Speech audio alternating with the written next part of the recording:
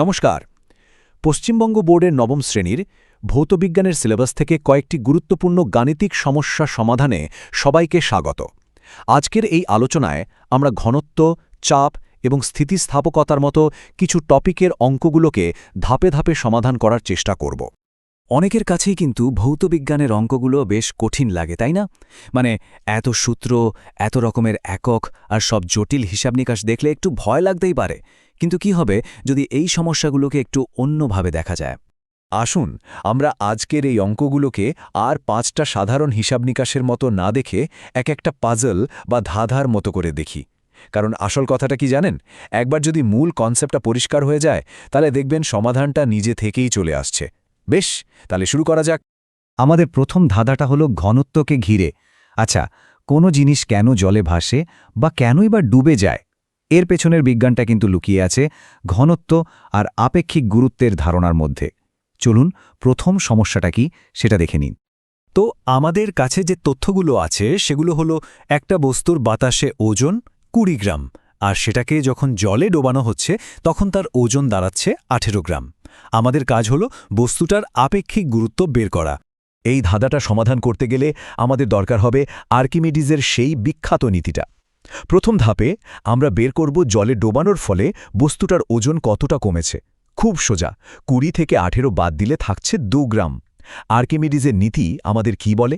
এই যে 2 গ্রাম ওজন কমে গেল, এটাই হলো বস্তুটা দিয়ে সরিয়ে দেওয়া জলের ওজন। ব্যাস, এবার আপেক্ষিক গুরুত্বের সূত্রে মানগুলো বসিয়ে দিলেই হবে। বাতাসে ওজন অর্থাৎ 20 গ্রামকে অপসারিত জলের ওজন মানে 2 গ্রাম দিয়ে ভাগ করলেই উত্তর চলে আসবে, আর উত্তরটা হলো 10। আচ্ছা, এবার আসা যাক আমাদের দ্বিতীয় ধাঁধার দিকে। এখানে বলা হয়েছে একটা বস্তুর মোট আয়তন 40 ঘন সেন্টিমিটার, আর ওটা যখন জলে ভাসে তখন তার আয়তনের 3/4 জলের নিচে থাকে। আমাদের কাজ হলো বস্তুটার ভর আর ঘনত্ব দুটোই বের করা। এই ধাঁধাটা সমাধান করার জন্য আমাদের কাজে লাগবে ভাসনের শর্ত। তাহলে প্রথমে কি করতে হবে? প্রথমে আমরা বস্তুর ডোবা অংশের আয়তনটা বের করে নিই। 40-এর 3/4 মানে হলো 30 ঘন সেন্টিমিটার। এবার ভাসনের শর্তটা মনে করুন। কোনো ভাসমান বস্তুর ওজন তার দ্বারা অপসারিত তরলের ওজনের সমান হয়।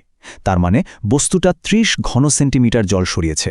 আর আমরা জানি যে 1 ঘন সেমি জলের ভর 1 গ্রাম, তাহলে অপসারিত জলের ভর 30 গ্রাম। অতএব বস্তুটার নিজের ভরও 30 গ্রাম। কি দারুণ ব্যাপার, তাই না? শেষে এই ভরকে মোট আয়তন দিয়ে ভাগ করলেই ঘনত্ব পেয়ে যাচ্ছি, যা হল 0.75 গ্রাম প্রতি ঘন সেন্টিমিটার।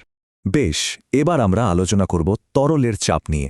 এটা তো আমরা সবাই জানি যে পুকুর বা নদীতে যত গভীরে নামা যায় জলের চাপও তত বাড়তে থাকে। কিন্তু এই চাপ ঠিক কতটা বাড়ে বা সেটা মাপার উপায় কি? এর জন্য আমাদের কাছে একটা খুব সহজ সূত্র আছে। P = h ρg।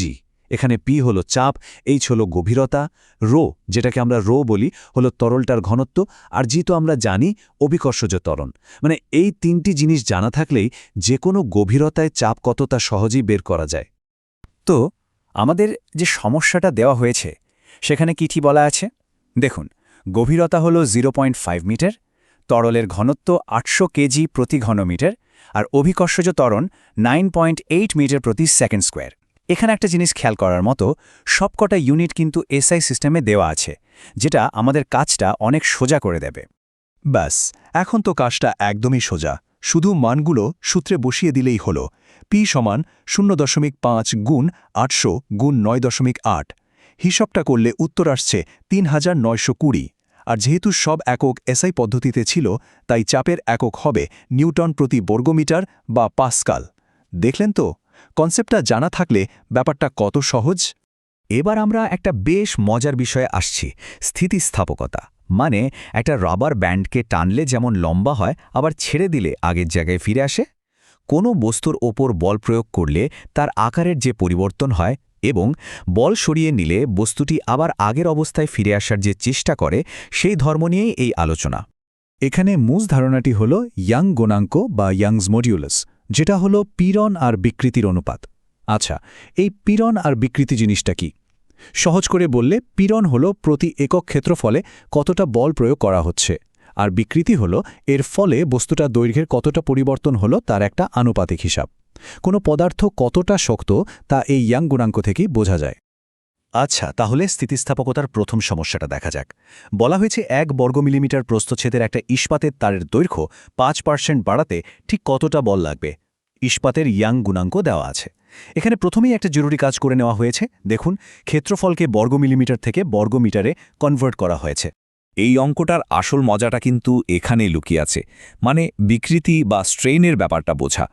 5% দৈর্ঘ্য বৃদ্ধি, এর মানেটা কি? এর মানে হলো আসল দৈর্ঘ্য যদি 100 একক হয় তাহলে বৃদ্ধি পেয়েছে 5 একক। সুতরাং বিকৃতির মান হলো 5/100, মানে 0.05। এর কিন্তু কোনো একক হয় না। এই ব্যাপারটা বুঝতে পারলে অঙ্কটা জলভাত। এখন আমরা ইয়ং গুণাঙ্কের সূত্রটাকেই একটু ঘুরিয়ে লিখব, যাতে আমরা বল বা এফ এর মানটা বের করতে পারি। এফ সমান হবে ওয়াই গুণ এ গুণ স্ট্রেইন। এরপর শুধু মানগুলো দশিয়ে দেওয়ার পালা। হিসাব করে আমরা পাচ্ছি 10,000 নিউটন বা 10⁴ নিউটন। তার মানে তারটির দৈর্ঘ্য 5% বাড়াতে ঠিক এই পরিমাণ বল লাগবে। চলুন আমাদের আজকের শেষ ধাঁধাটা দেখে নিই। এখানে বলা হয়েছে 5 মিটার লম্বা এবং 0.5 মিলিমিটার ব্যাসের একটা তারে যদি 98 নিউটন বল প্রয়োগ করা হয় তাহলে তারটার দৈর্ঘ্য কতটা বাড়বে। আচ্ছা, মূল হিসাবে যাওয়ার আগে একটা ছোট্ট কিন্তু খুব জরুরি কাজ সেরে নিতে হবে। আমাদের তারটার ব্যাস দেওয়া আছে, কিন্তু সূত্রে লাগবে প্রস্থচ্ছেদের ক্ষেত্রফল। তাই প্রথমে ব্যাসকে 2 দিয়ে ভাগ করে ব্যাসার্ধ বের করতে হবে, তারপর পাই আর স্কোয়ার সূত্র দিয়ে ক্ষেত্রফল বের করতে হবে। আর অবশ্যই এককগুলোকে মিলিমিটার থেকে মিটারে নিয়ে যেতে ভুললে চলবে না। এবার আমরা আবারও ইয়ং গুণাঙ্কের সূত্রটাকেই একটু অন্যভাবে সাজিয়ে নেব। এবার দৈর্ঘ্য বৃদ্ধি বা এল এর মান বের করার জন্য সূত্রে প্রযুক্ত বল, আসল দৈর্ঘ্য, ক্ষেত্রফল এবং ইয়ং গুণাঙ্কের মান বসিয়ে হিসাব করলে আমরা তারটির দৈর্ঘ্য বৃদ্ধি পাচ্ছি প্রায় 1.25 গুণ 10⁻⁻² মিটার। তাহলে আমরা যে ধাঁধাগুলো এতক্ষণ ধরে সমাধান করলাম তার পেছনে ছিল কয়েকটি মূল সূত্র। চলুন একবার সেই সূত্রগুলো বা আমাদের ফিজিক্স টুল কিটটা চট করে দেখে নেওয়া যাক। প্রথমত আপেক্ষিক গুরুত্ব, যেটা আমাদের ভাষা ডোবার রহস্য বোঝালো। তারপর তরলের চাপের সমীকরণ P=H⁴G, যেটা গভীরতার সাথে চাপের সম্পর্কটা দেখালো। আর শেষে ইয়ং গুণাঙ্কের সূত্র, যা আমাদের বল আর বিকৃতির সম্পর্ক বুঝতে সাহায্য করল। এই সূত্রগুলো শুধু পরীক্ষার জন্য নয়, আমাদের চারপাশের জগৎটাকে আরও ভালোভাবে বোঝার জন্য কিন্তু খুব দরকারি। এই আলোচনা এখানেই শেষ হচ্ছে, কিন্তু শেখার প্রক্রিয়াটা চলতেই থাকবে। আচ্ছা, এই যে সূত্রগুলো আমরা শিখলাম, এগুলো কি শুধু পরীক্ষার খাতার জন্য? একদমই না। একবার ভেবে দেখুন তো, বিশাল বিশাল জাহাজ কি করে জলে ভাসে, বা বড় বড় ড্যামের নিচের দিকটা কেন বেশি চওড়া করে বানানো হয়, কিংবা ব্রিজ তৈরির সময় কোন ধাতু ব্যবহার করা হবে সেটা কিভাবে ঠিক করা হয়। এই সব কিছুর পেছনেই কিন্তু আজকের আলোচনা করাই ফিজিক্সটাই কাজ করছে। ভাবা যায় বাস্তব জীবনে আর কোথায় এগুলোর প্রয়োগ দেখা যায়? ভাবুন।